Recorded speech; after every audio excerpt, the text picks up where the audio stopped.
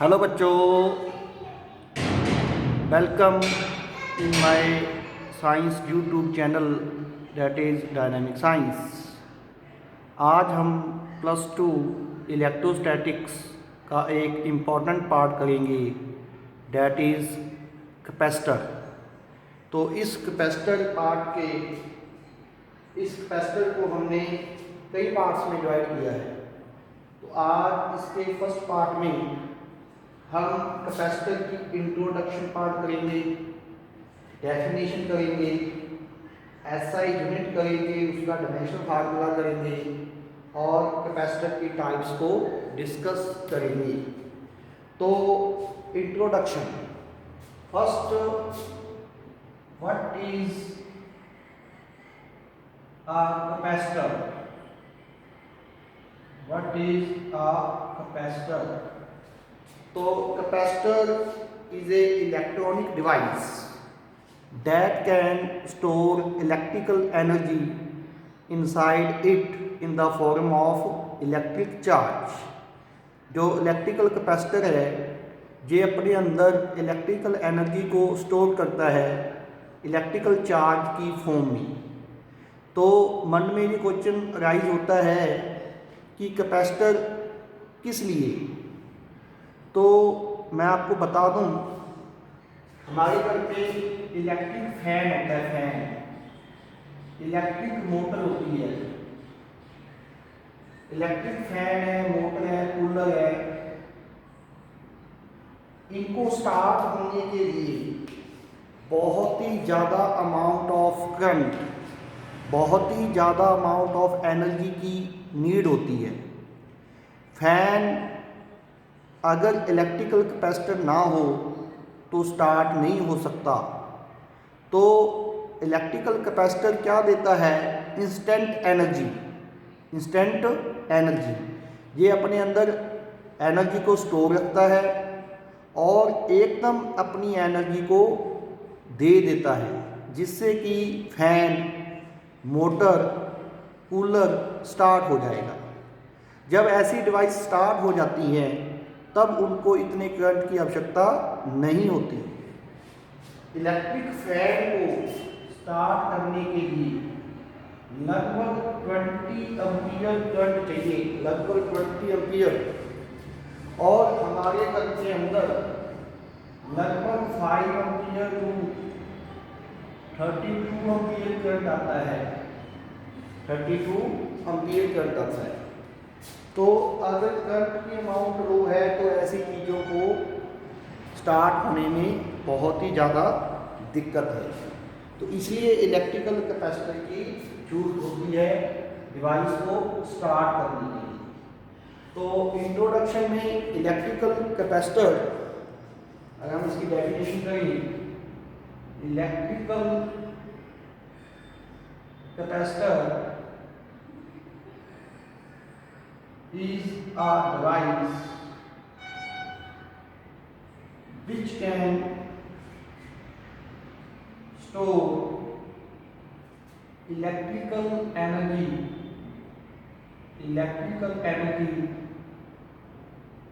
inside it in the form of electrical charge। अपने अंदर electrical charge की form में ये इलेक्ट्रिकल एनर्जी को स्टोर करता है। कई लोग कैपेसिटर को कंडेंसर भी बोलते थे, कंडेंसर। आपने अपने घर के अंदर जो फैन है उसके अंदर देखा होगा एक ऐसी डिवाइस लगी होती है, इसको क्या कहते हैं? कैपेसिटर। क्या कहते हैं?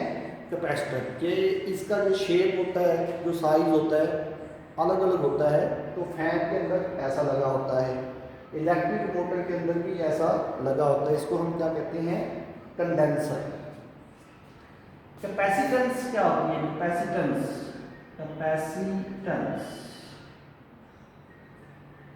अब जो कैपेसिटर है, कैपेसिटर, हर एक कैपेसिटर की अलग अलग कैपेसिटी है अपने अंदर एनर्जी को स्टोर करने की। तो जो कैपेसिटी होती है अपने अंदर एनर्जी को स्टोर करने की, उसको क्या कहते हैं? कैपेसिटेंस। द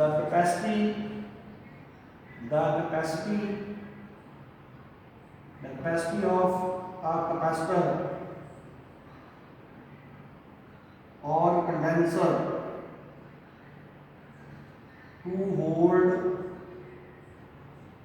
electrical energy और इलेक्ट्रिकल चार्ज। कोई कैपेसिटर कितनी एनर्जी अपने अंदर स्टोर कर सकता है, उसको हम क्या कहते हैं? उसकी कैपेसिटेंस कहते हैं। क्या कहते हैं? उसकी कैपेसिटेंस कहते हैं। और इसका जो सिंबल है, जैसे हमारे सिलेबस में मेरी पैरेलल प्लेट कैपेसिटर है, तो पैरेलल प्लेट कैपेसिटर शेप के साथ अलग होती है, तो ऐसे होता है पैरेलल प्लेट कैपेसिटर। इस पे पॉजिटिव चार्ज होता है एक प्लेट पे, और दूसरी प्लेट पे इनसाइड पे होता है और नेगेटिव चार्ज होता है, और आउटर सरफेस दूसरी प्लेट का अर्थर होता है। इसको क्या कहते हैं? Parallel plate capacitor. इस प्लेट का एरिया कितना है? क्रॉस सेक्शनल एरिया इसका ए है, और दोनों प्लेट के बीच में गैप डी है। तो जनरली पैरेलल प्लेट कैपेसिटर को हम ऐसे इसका सिंबल बना देते हैं, तो इसको हम डिस्कस करेंगे। तो it is found that the charge is directly proportional to electric potential. Charge जो है वो पोटेंशियल के डायरेक्टली प्रोपोर्शनल है। तो इस प्रोपोर्शनैलिटी के सिंबल को हटाने के लिए हम कांस्टेंट लगाते हैं। That constant is called capacitance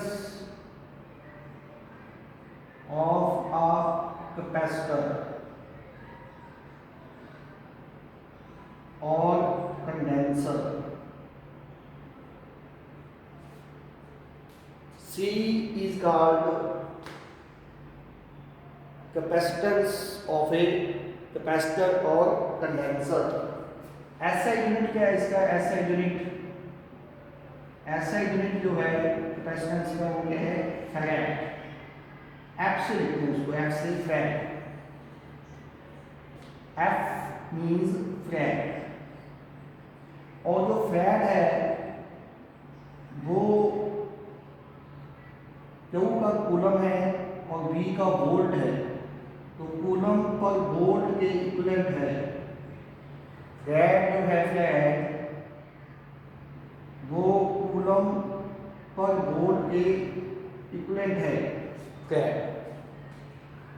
और इसके डायमेंशनल फार्मूले की बात करें तो Q is equal to CV, तो C is equal to Q by V। V को फर्दर हम क्या लिख सकते हैं? V को हम लिख सकते हैं W बाई Q।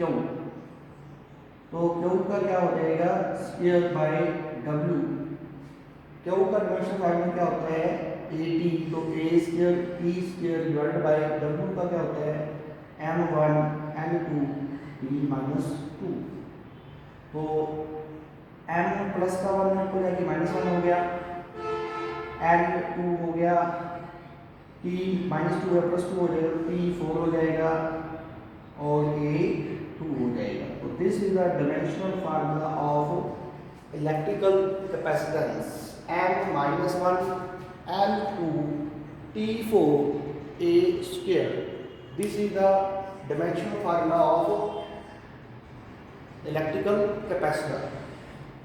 उसके बाद अगर हम बात करें जो फैराड है, फैराड वो बहुत ही बड़ा यूनिट है। 1 फैराड इलेक्ट्रिकल कैपेसिटेंस जो है बहुत ही ज़्यादा है। हम ये डिस्कस करेंगे कि अगर हमारे पास एक स्फीयर है और उसकी रेडियस 9 × 10⁹ मीटर है, तो उसकी कैपेसिटी जो होगी वो 1 फैराड होगी। तो 9 × 10⁹ मीन्स एक अर्थ से भी बड़ा स्फीयर। तो जो फैराड है बहुत बड़ा यूनिट है, तो जनरली हम इसको क्या लिखते हैं, माइक्रो फैराड में लिखते हैं। माइक्रो फैराड 10⁻⁻6 फैराड के इक्वल होता है। उसके बाद नैनो फैराड 10⁻⁹ फैराड के इक्वल होता है। और पिको फैराड होता है, पिको फैराड 10⁻12 फैराड के इक्वल होता है। तो फैराड बड़ा यूनिट होने के कारण जो कंडेंसर है की कैपेसिटी के अंदर कैपेसिटेंस के साथ माइक्रो या नैनो या पिको लगा होता है। Micro means 10⁻⁻6, nano means 10⁻⁹ and pico means 10⁻⁻12। तो हमने डिस्कस किया कि क्यू जो है वो V के डायरेक्टली प्रोपोर्शनल है। तो Q is equal to C। तो C की बात करें तो Q/V। जहां पर एक इंटरेस्टिंग फैक्ट है कि जो कैपेसिटेंस है, कैपेसिटेंस वो इंडिपेंडेंट है, इंडिपेंडेंट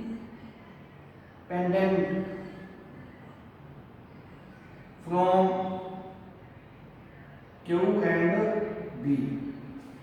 जो इलेक्ट्रिकल कैपेसिटेंस है, अगर हम चार्ज को इंक्रीज कर दें या इलेक्ट्रिक पोटेंशियल को इंक्रीज कर दें तो कैपेसिटेंस चेंज नहीं होती, क्योंकि जो कैपेसिटेंस है वो चार्ज और पोटेंशियल से इंडिपेंडेंट है। वो और फैक्टर पे डिपेंड करता है, Q और V पे डिपेंड नहीं करता। अगर हम टाइप्स की बात करें इलेक्ट्रिकल कैपेसिटेंस के, कैपेसिटर के टाइप्स की बात करें तो कई प्रकार का होता है। Based upon the shape, capacitor की शेप क्या है तो उस हिसाब से ये 3 प्रकार का होता है। स्फेरिकल कैपेसिटर, इसकी जो शेप है वो स्फीयर जैसी होती है। इसकी जो शेप है वो स्फीयर जैसी होती है। सेकेंड है सिलेंड्रिकल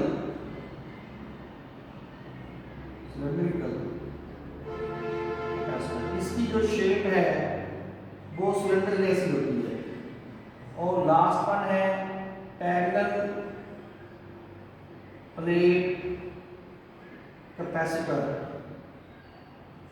इसमें 2 प्लेटें होती हैं जो हमने अभी डिस्कस किया है। एक प्लेट पे क्या होगा, पॉजिटिव चार्ज होगा, दूसरी जो प्लेट होगी उसके इनर पार्ट पे नेगेटिव चार्ज होगा और आउटर पार्ट जो होगा वो ग्राउंडेड होगा या अर्थ होगा। तो +2 के सिलेबस में मेनली पैरेलल प्लेट कैपेसिटर ही है, मेनली पैरेलल प्लेट कैपेसिटर ही है। तो स्फेरिकल जो कैपेसिटर है वो एक थोड़ा सा इंट्रोडक्शन है, +2 की फिजिक्स में थोड़ा सा है, लेकिन इनकी कैपेसिटी बहुत कम होती है। तो इसलिए इनको क्या कर दिया गया, नेग्लेक्ट कर दिया गया, इनका कोई भी यूज नहीं है। उसी तरह से जो सिलेंड्रिकल है ये हमारे सिलेबस में नहीं है, +2 CBSE हरियाणा बोर्ड सिलेबस में नहीं है। और पैरेलल प्लेट कैपेसिटर में डिटेल में है, जो कि हम पार्ट 2 इस वीडियो के पार्ट 2, पार्ट 3, पार्ट 4 में लगातार डिस्कस करेंगे। तो आज हमारे जो टॉपिक है इलेक्ट्रिकल कैपेसिटर के इंट्रोडक्शन हमने किया, डेफिनेशन हमने किया, ऐसे यूनिट और डायमेंशन फार्मूला किया और इसकी टाइप्स को डिस्कस किया है। आशा है कि आपको ये जो वीडियो है आपकी हेल्प होगी आपको कैपेसिटर के बारे में जानने के लिए। तो नेक्स्ट पार्ट में हम इनकी डेरिवेशंस करेंगे और स्फेरिकल कैपेसिटर और पैरेलल प्लेट कैपेसिटर के बारे में डिटेल में डिस्कस करेंगे। तो आप मेरे page YouTube page dynamic science को लाइक करें, शेयर करें। Thanks and having a nice day. Thank you.